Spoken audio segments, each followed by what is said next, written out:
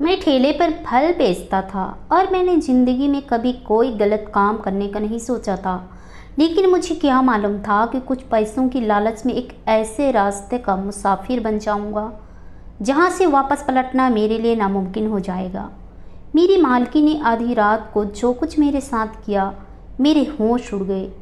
मैं सोच भी नहीं सकता था कि लोग मुझ जैसे भोले भाले गंवार को अपने घर का नौकर रखने के पीछे इस हद तक गिर जाते हैं कि सही और गलत का फ़र्क तो भूल ही जाते हैं।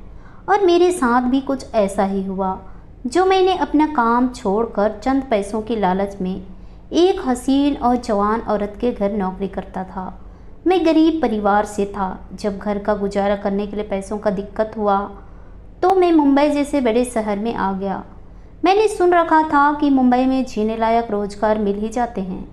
मैं भी यही सोचकर मुंबई चला आया कि 4 पैसे कमाकर अपने बीवी बच्चों का पेट भर लूँगा। मेरे 2 मासूम से बच्चे और एक बहुत ही मोहब्बत करने वाली वफादार बीवी को मैं गांव में ही छोड़ आया था। मुंबई आकर जब मुझे कोई काम समझ न आया तो मैंने अपनी जेब में मौजूद 20,000 से एक ठेला खरीद लिया और फल बेचने का काम शुरू कर दिया। थोड़ी दिनों में मुझे मुनाफा होने लगा तो मैंने इसी काम को जारी रखा। मैं बड़ी फल मंडी से फल जमा कर गली में फल बेचने के लिए निकल पड़ता। उस दिन मुझे अंदाज़ा था कि मेरा मुनाफा रोज़ाना से कहीं ज़्यादा हुआ है। फिर क्या था, मैं रोज़ ही उसी इलाके में फल बेचने के लिए निकल पड़ता। एक दिन दोपहर के वक्त में ऐसी ही आवाज़ें लगातार काम में मसरूफ़ था कि जब एक बहुत बड़े बंगले से एक खूबसूरत औरत निकल कर आई और देखे बगैर ही काफ़ी सारी फल खरीद ली। उसकी नज़रें लगातार मुझ पर जमी हुई थी।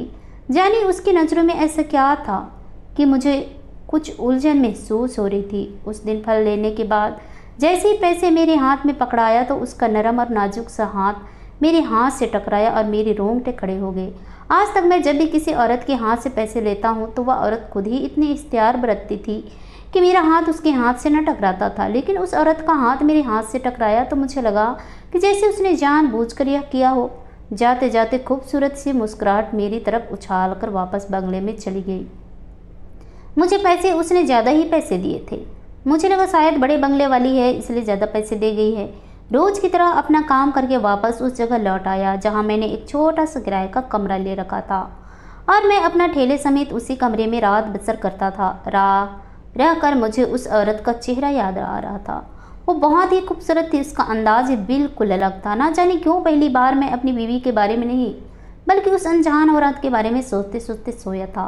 अगले दिन भी मैं फल मंडी से फल लेकर उसी इलाके में पहुंच गया। उस बंगले के आगे गया ही था कि मेरी आवाज़ सुनकर वो औरत दोबारा फल लेने के लिए आ गई। मुझे ऐसा महसूस हुआ जैसे वह मेरे इंतजार में थी। आज भी मेरा चेहरा ताकते हुए उसने फल खरीद रही थी और उसका ध्यान फल से कहीं ज़्यादा मेरी तरफ था। मैं बहुत ज़्यादा खूबसूरत था, लेकिन इस बात का एहसास मुझे आज हो रहा था। अक्सर ही मेरी बीवी कहती थी कि आप पूरे गाँव के सबसे हसीन मर्द हैं, लेकिन इस शहरी औरत की नज़रों ने मुझे इस बात का पूरी तरह एहसास दिला दिया था कि मैं वाकई हसीन हूँ। मैं 6 फीट का एक लंबा चौड़ा जवान मर्द था और हर गांव वाले की तरह मेरा जिस्म भरपूर और बड़ा बड़ा था। उस औरत ने फल खरीदने के बाद जैसे ही मेरी तरफ पैसे बढ़ाई तो मैं कुछ मोहताज सा हो गया। मैं देखना चाहता था कि उसका हाथ गलती से टकराया था या उसने जानबूझकर ऐसी हरकत की थी। और उस वक्त मेरी हैरत की इंतहा न रही जो पैसे देते वक्त उसने जानबूझकर पूरी तरह मेरे हाथ से अपना हाथ टकराया था। मैं जान गया था कि यह कोई गलती नहीं बल्कि सोचा समझा हरकत है। मैं घबरा सा गया था क्योंकि यह मेरी ज़िंदगी का पहला इत्तेफाक था। आज तक मैंने अपनी बीवी के अलावा किसी और औरत के वजूद को महसूस नहीं किया था। मेरे गांव में तो औरत शर्म है, तभी किसी गैर मर्द के आगे अपना घूंघट तक नहीं उठाती थी।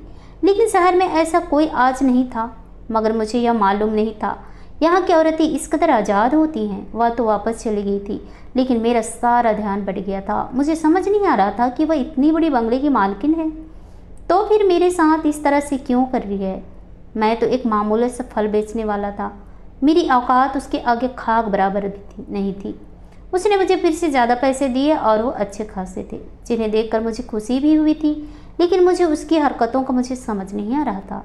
अगले दिन मैं फिर गया तो अब की बार उसने मेरा हाथ छूने के बजाय वापस जाने के बजाय मुझसे बातों का सिलसिला शुरू कर दिया। वह मुझसे मेरे बारे में पूछ रही थी। मैंने सब कुछ सच सच बता दिया। वो खुद ही मुझे बताने लगी कि उसका नाम नैना है। वह इस बंगले में रहती है और उसके पास दौलत की कोई कमी नहीं है, बस उसे एक अच्छे नौकर की ज़रूरत है। यह सुनकर मुझे कुछ हैरानी हुई कि वह एक शादीशुदा औरत थी, लेकिन उसके बावजूद भी मेरे साथ इस तरह पेश आ रही थी जैसे कुंवारी हो। कुछ दिन यह सिलसिला यूं ही चलता रहा और फिर एक दिन वो कहने लगी कि मोहन, तुम अपने फल का यह ठेला छोड़ दो और मेरे यहाँ नौकर कर नौकरी कर लो। मैं तुम्हें बहुत 60,000 की तनख्वाह दूंगी और तुम्हें सर्द मौसम में गली गली घूमने से भी आज़ादी मिल जाएगी। वो मेरे लिए 60,000 की तनख्वाह का ऑफर कर रही थी, जो मेरे लिए एक बहुत बड़ी रकम थी। इतने पैसों को सुनकर तो मेरे होश उड़ गए थे। अगर मुझे पहले मालूम होता कि शहर में नौकरों की इतनी तनख्वाह मिलती है तो मैं पहले ही किसी घर में नौकरी कर जाता। इतनी रकम तो मैं 4 महीने में भी नहीं कमा पाया था। मुझे पैसों की ज़रूरत थी क्योंकि मैं अपने बच्चों को अच्छी शिक्षा दिलवाना चाहता था, और बस इसी लालच में आकर मैंने अपने फल का ठेला छोड़कर कहा था कि वह जो भी काम कहेगी मुझे वह करना होगा। मैं काफ़ी वक्त से शहर में अकेला था, इसलिए काफ़ी सारे कामों में माहिर हो चुका था। किराए के घर से भी मेरी जान छूट रही थी, मुझे भला क्या दिक्कत हो सकता था। मैं अपना सामान लेकर उसके बंगले के बड़े से सर्वेंट क्वार्टर में शिफ्ट हो गया। सबसे पहले तो उसने मुझे कुछ अच्छे कपड़े दिए, कहने लगी कि तुम्हारे ये कपड़े बहुत ही पुराने हैं, अब तुम इन्हें पहन लो और मेरे दिए हुए कपड़े पहनो। वो कपड़े बहुत अच्छे और महंगे मालूम हो रहे थे। मालकिन की मेहरबानी पर मैं दिल से उनका शुक्रिया अदा किया था। मैंने मालकिन से कहा कि मालकिन, मैं आपके पति से भी मिलना चाहता हूँ। मेरी बात सुनकर मालकिन कहने लगी कि मेरे पति तो कारोबार के सिलसिले में 6 महीने पहले ही विदेश गए हैं। मालकिन अपने पति की गैर मौजूदगी में जवान मर्द को अपना नौकर रख बैठी थी, मगर मुझे इससे क्या फ़र्क थी। मुझे तो 60,000 से मतलब था, जिसने मेरी आने वाली ज़िंदगी संवर जाती, और शायद यही मेरी सबसे बड़ी गलती थी। मालकिन ने मुझसे छोटे मोटे घर के काम करवाई, जो मेरे लिए बहुत मुश्किल नहीं था। ऐसी ही रात हो गई थी, लेकिन जो बात मेरे लिए बहुत ज़्यादा अजीब थी वो मालकिन का रवैया था। वह सारा ही दिन मेरे इस कदर करीब रहती थी कि मेरे लिए काम करना भी मुश्किल हो रहा था। रात को मालकिन कहने लगी कि तुम अपने कमरे में जाकर आराम कर लो। मेरे अलावा एक और नौकरानी भी मौजूद थी जो सफाई और खाना पकाने का काम करती थी। उसने ही मेरा रात का खाना भी मेरे कमरे में पहुंचा दिया था। अपने सर्वेंट क्वार्टर में जा चुकी थी और मैं अपने क्वार्टर में खाना खाकर आराम करने के लिए लेटने ही वाला था कि मालकिन ने खुद ही चाय का कप उठाकर मेरे कमरे में चली आई और कहने लगी कि ठंड बहुत है, मैंने सोचा कि तुम्हें चाय पीने की ख्वाहिश होगी। मालकिन बहुत ही प्यारी थी और खूबसूरत ड्रेस में बहुत ही हसीन लग रही थी। जब मालिक घर पर नहीं होता था तो मालकिन रात को किसके लिए तैयार हुई थी, मुझे तो ये शहरी औरतें समझ नहीं आई थी। खरीदारी के लिए बाजार जाती तो ऐसे सज धज कर जाती कि मैं देखकर हैरान रह जाता। मेरे गांव में तो औरतें शादी के मौके पर भी इतना तैयार नहीं होती थी। मैंने चोरी चुपके मालकिन की तरफ एक नज़र डाली।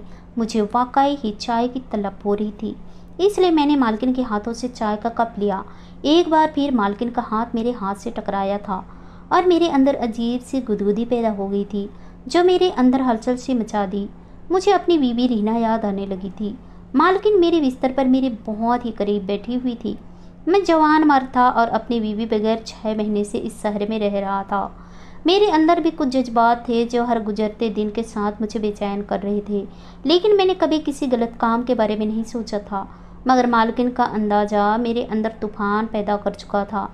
मुझे चाय पीकर लेटे ज़्यादा देर नहीं गुजरी थी कि मैं गहरी नींद सो चुका था, और सवेरे जब मेरी आँख खुली तो मेरा सारा जिस्म दर्द कर रहा था, और जो बात मेरे लिए सबसे अजीब थी वो मेरे जिस्म पर मौजूद था। ऐसा लगता था जैसे किसी ने मेरे कपड़ों को नोच लिया हो। मेरे पैरों में भी तकलीफ़ हो रही थी और कमज़ोरी के एहसास था। मैं बिस्तर से उठा तो मुझे एहसास हुआ कि शायद मैं नापाक हो चुका हूँ। मुझे कुछ भी याद नहीं था। शायद अपनी बीवी की याद में मैं अपने जज्बात पर नींद में भी काबू नहीं रख सकता था, क्योंकि रात में रीना को सोचते सोचते ही सो गया था। मैंने नहाया और एक बार मालकिन की बताए छोटे मोटे कामों को करने लगा। मालकिन सारा दिन मेरे आगे पीछे फिरती रही। उनके चेहरे पर ऐसी रौनक और मुस्कुराहट थी जो मैंने पहले नहीं देखी थी। मालकिन बहुत ही खूबसूरत और नरम मिजाज की थी। मैं इस नौकरी से बहुत खुश हो चुका था। अगर इतने थोड़े के कामों के मुझे 60,000 मिल रहे थे तो यह मेरी खुशनसीब थी।